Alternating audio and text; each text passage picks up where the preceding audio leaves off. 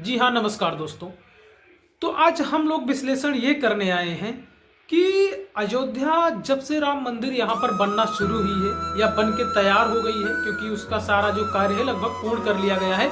जब ध्वजारोहण उसकी जो है हो गई, उसके बाद उसको संपन्न मान लिया गया है। खैर अभी इर्द गिर्द विकास के कार्य वो चलते रहेंगे ट्रस्ट के हिसाब से।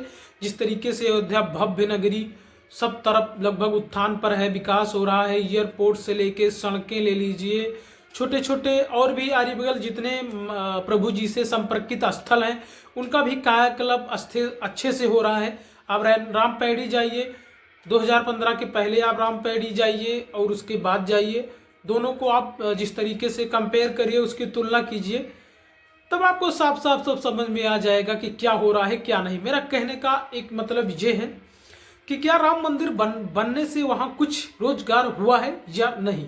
आइए इस पर हम लोग चर्चा करते हैं। तो मेरा चर्चा का मतलब ये है कि जी हाँ, अगर देखा जाए तो जिस तरीके से वहाँ पे तमाम दुकानें हैं, लड्डू विक्रेता जो हैं, अगर शाम तक कोई भी अगर मान के चलिए 70-80 किलो 50 किलो तो लोग अपने माल निकाल ही लेते होंगे। उसके बाद पर्यटन स्थल है, क्योंकि वहाँ पहले होता था कुछ स्पेशल डे जैसे रामनवमी या कोई स्नान हो, तभी वहाँ स्पेशल ओकेजन पर ही वहाँ पे मेला टाइप का भीड़ लगता था। लेकिन अब जब से प्रभु रामचंद्र जी का मंदिर बना है तब से वहाँ हर रोज मेला ही रहता है, हर रोज भंडारा ही रहता है, हर रोज लंगर ही लगा रहता है।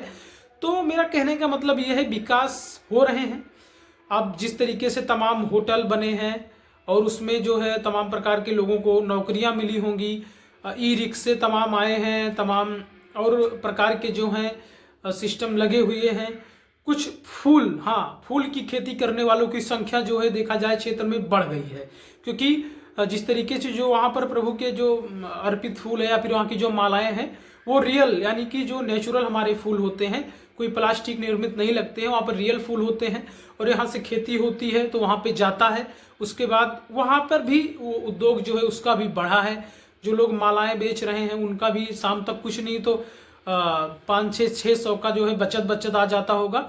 ये हमने वहाँ पर देखा है, जाके ऑब्जर्व किया है, लोगों से पूछा भी है, ट्राई भी किया है, क्योंकि मैं अयोध्या से ही हूँ। तो इसीलिए मैं आज विश्लेषण कर रहा हूँ कि कुछ ना कुछ तो यहाँ पे जो है उद्योग और धंधे बढ़े हैं। यहाँ से जो बेरोजगारी है, यहाँ कुछ जो यहाँ के लोकल हैं वो जाके रूम लेते हैं, उसके बाद कमरे रिलीज पे रहते, लोग बाहर से आते हैं तो अपना जो है रूम लेके और स्टे वाला सिस्टम जो चला, इससे भी लोग अच्छी खासी कमाइयाँ जो है कर रहे हैं। कुछ लोग वहाँ पे घुमाने का लोग का मैनेजमेंट देखते हैं। उसके बाद ई रिक्शे तमाम वहाँ पर आए हैं और भी वाहन आए हैं। उसके बाद दुकानें वहाँ पर बढ़ी हैं। कुछ लोगों को अव्यवस्था भी हुई होगी जो वहाँ के व्यक्तिगत लोग होंगे। लेकिन हाँ, ये है कि महंगाई बिल्कुल है भाई। राम की नगरी में जो है महंगाई है।